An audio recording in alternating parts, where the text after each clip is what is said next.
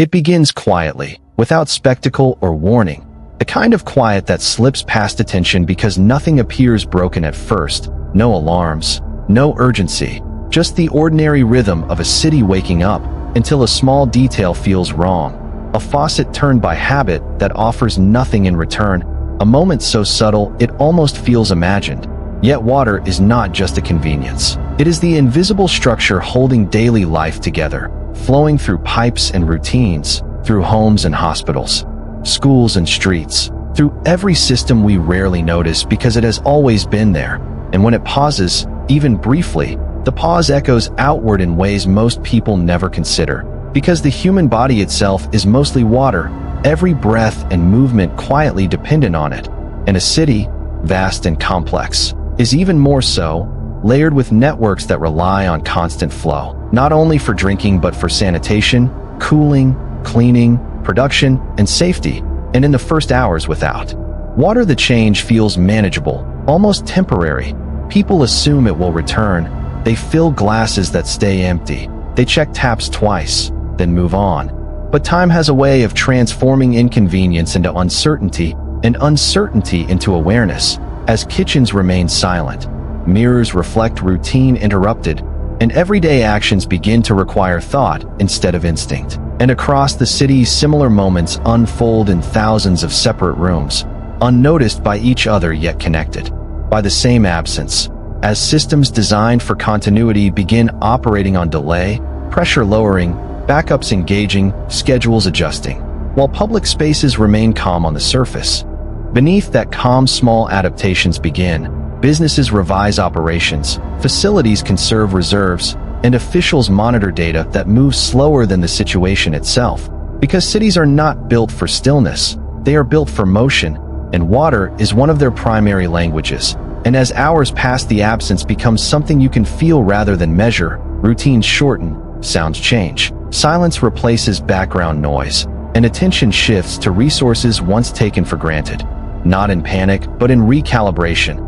As people realize how many aspects of modern life quietly depend on a substance that arrives without ceremony until it doesn't.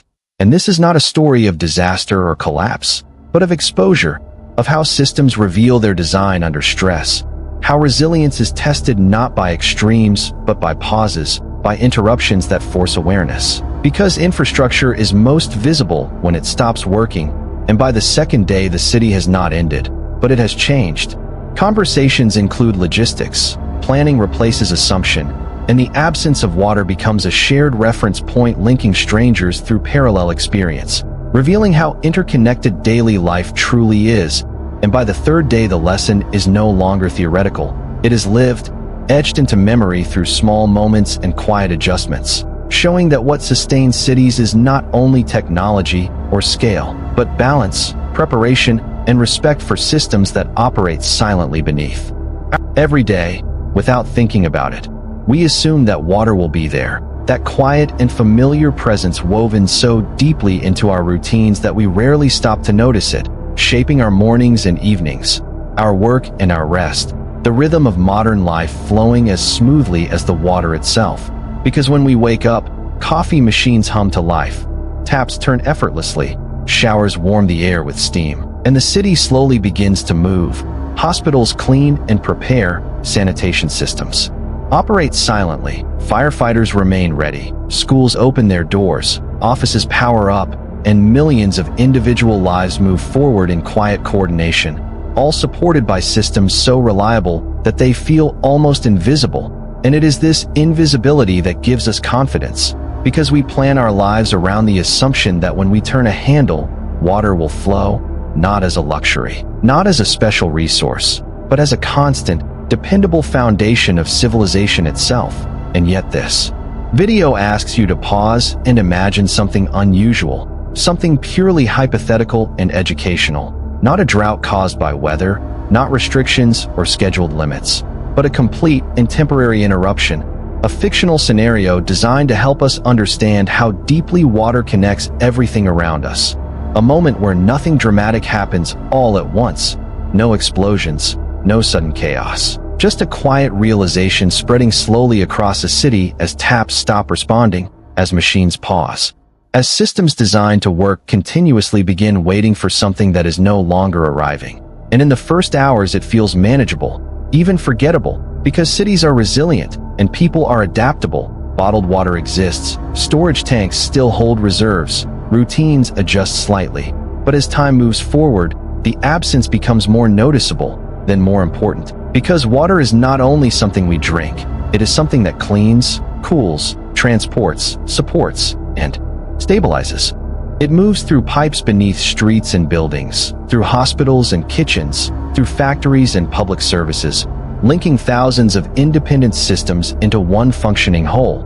And as hours pass, maintenance becomes harder, hygiene requires more effort, processes slow down, not in a dramatic collapse, but in small, accumulating delays that reveal how carefully balanced modern cities really are. And this is where the story becomes less about disaster and more about understanding, because every city is built on layers of trust and infrastructure, planning, and continuity. And water is one of the quiet pillars holding those layers together. And by imagining a 72-hour pause in that flow, we begin to see how much coordination happens behind the scenes, how many professions, services, and routines rely on something most of us never think about. From healthcare and food preparation to transportation, energy systems, and public safety. And as the scenario continues, it encourages reflection rather than fear, showing that cities are not fragile because they are weak, but because they are complex, and complexity requires balance, communication, and preparation. And by the end of this exploration, the goal is not to alarm or predict, but to help us appreciate the systems that quietly support everyday life, to understand why planning, maintenance, and awareness matter, and to recognize that resilience is built not only through technology, but through understanding how deeply connected we are to the resources we often take for granted.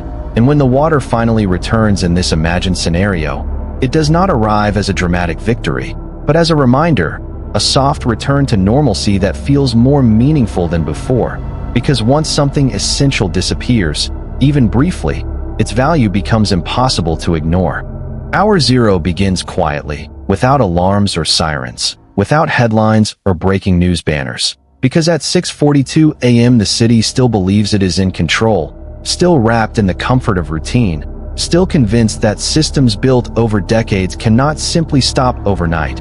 And across countless apartments the day starts the way it always has, with people reaching for light switches, coffee cups, and shower knobs. Except this time a woman stands in her bathroom, turning the handle and waiting for the familiar rush of water that never comes. And she pauses, not worried, not alarmed, because modern life has taught her that interruptions are temporary and explanations are always a tap away. So she assumes it's a delay, a minor issue, something that will correct itself in seconds. And down the street a cafe owner does the same kind of mental calculation as he resets his espresso machine and watches an error message blink back at him, telling himself it's a glitch, a calibration problem, something he's seen before and fixed before. While in a hospital across town, a nurse glances at a pressure gauge in a sterilization unit and notices it dipping slightly lower than it should, not enough to trigger alarms, not enough to cause panic, just enough to register as strange.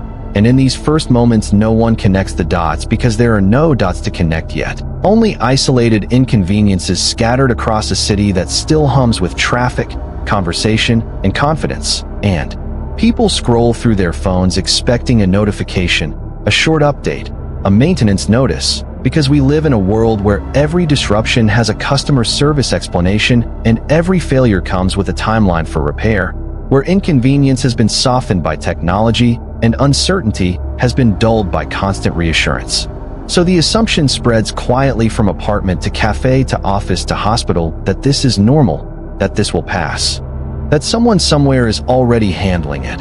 But behind that assumption, out of sight and out of mind, something more complex has already unfolded, because a main pumping station has gone offline without ceremony. Backup systems that were designed for this exact moment have failed to engage, and reservoirs that normally feed the city in a steady, invisible flow have become still. And as minutes turn into hours, the pressure inside the network begins to drop evenly and silently, not with a dramatic collapse, but with a slow retreat, a measured withdrawal that most people never notice until the systems they depend on begin to respond. Toilets that no longer refill, sinks that produce only a hollow sound, hydrants that stand ready but empty, and still the city moves. Still meetings are held and shops open and commuters complain about ordinary things because the absence of water does not arrive all at once. It creeps in gradually, masked by denial and familiarity, and by the sixth hour the truth has become unavoidable even if it remains unexplained, because what was once taken for granted now requires thought.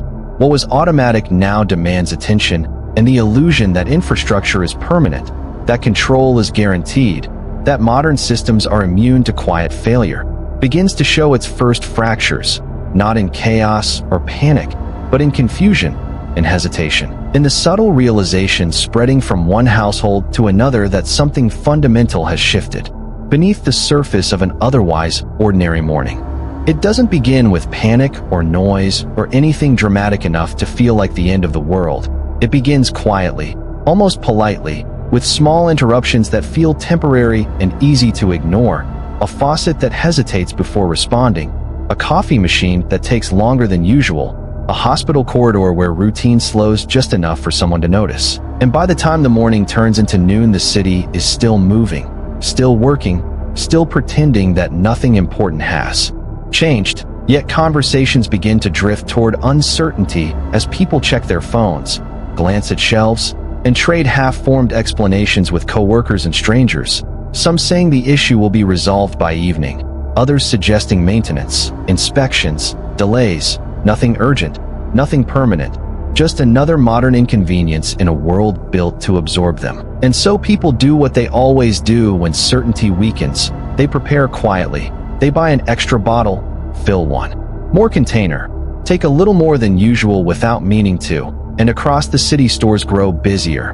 not frantic but fuller, all thinning slowly as hours pass. A visual change subtle enough to escape attention unless you stop and look, and that is the danger of denial, not fear but familiarity, the belief that systems designed to last will always correct themselves in time. Even as hospitals adjust schedules, machines rest in standby, procedures are delayed without drama, staff adapting calmly because adaptation is what they are trained to do, because no one wants to believe that the most basic element of daily life could simply stop being reliable. And yet water is not optional. It is not a luxury. It is not a background feature of civilization. It is the quiet engine beneath everything, flowing through homes, buildings, infrastructure, through every assumption we make about tomorrow. And while a single person can endure days with careful planning, a city cannot pause its need. Not for an hour, not for a night. Because cities are living systems that consume constantly, invisibly.